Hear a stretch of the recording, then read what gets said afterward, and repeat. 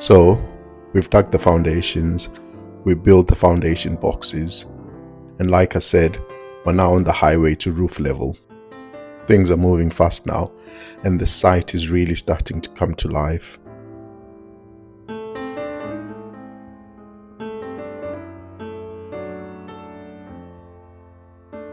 Welcome back to the channel. If you're new here, I'm documenting the journey of building a home in Zimbabwe while living abroad.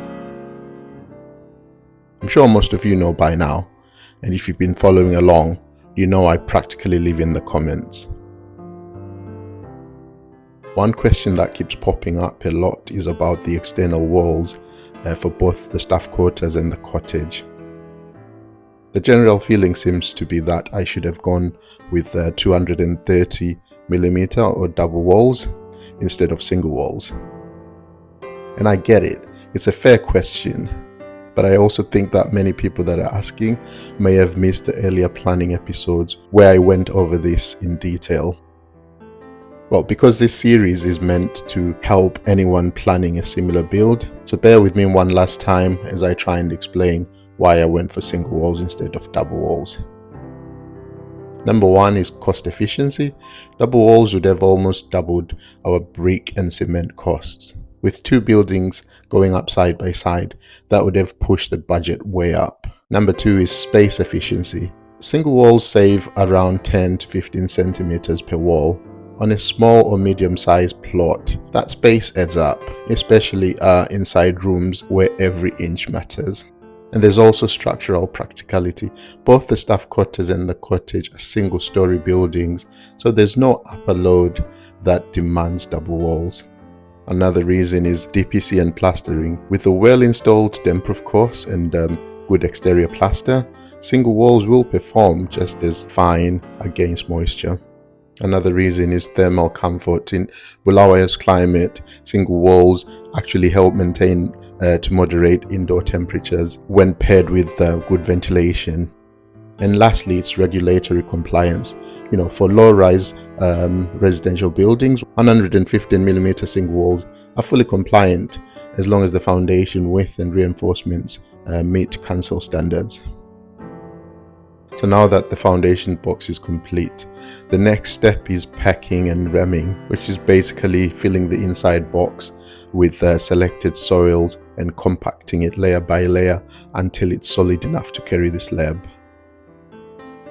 Before filling, we remove the top layer of the soil because it's loose and organic, which can cause the slab to settle unevenly or even crack over time. You always want to get down to the hardcore layer, the firm, compactable ground that gives a stable base. And it's not just any soil that you throw back in. We use roadfill. It's a special mix of quarry and gravel. Roadfill compacts much tighter than regular soils. It also drains well and forms a rock-solid base once rammed. And you can see the guys here shoveling the roadfill into the foundation box. So after each layer, we sprinkled water before ramming. Moistening it helps particles bind and pack more densely, preventing future settlement. The team used hand rammers and plate compactors to get that firm, drum-like thud that tells you that it's properly compacted. No air pockets, no loose soils, just a strong base ready for the slab. Unfortunately, I didn't manage to film every step because I was busy with a few other things on the site. But once the ramming was complete, we treated the compacted surface with termite poison. You don't want termites to be nesting under your house and attacking your timber later. Next, we laid the plastic damp-proof membrane. That's the black plastic you usually see under most slabs. It prevents moisture from rising through the concrete. On top of that usually goes reinforcement mesh. It's the steel grid that strengthens the slab and holds it together when it expands and contracts. And then came the exciting part, the day we actually poured the concrete. You can see the guys here getting the concrete ready. So we mix concrete right here on the site using the normal ratio, which is the 1:3 ratio. So that's 1 part of cement, 2 parts of river sand, and 3 parts of quarry stones. You know, consistency is the key here. You get it too wet, it weakens, and you have it too dry, then it won't bond properly.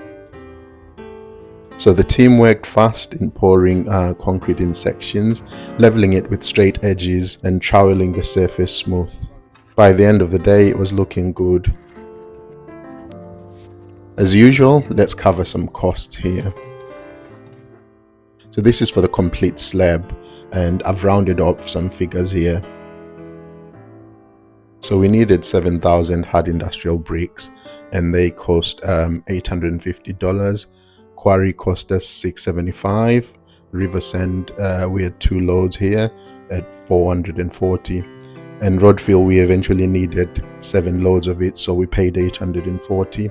And there was termite poison, the polyplastic, the cement, and the biggest cost obviously was the labor. So everything came up to almost $7,000. So this stage might not look glamorous at all, but it's foundational, literally. And if you rush it or cut corners, you'll pay for it later with cracked tiles, uneven floors, doors that won't even close properly. We took our time, did it right, and now we're ready for the next phase, laying the first courses of bricks and seeing the walls rise. And before I sign off, a huge thank you to everyone who's been following the journey so far. Every like, comment, and bit of advice keeps me going. You guys are literally part of this build. And if you haven't subscribed yet, well, now's the time. You know, it's free, and I promise this journey is just getting started. And this is all I have for you guys this time. I'll catch you in the next one. Peace.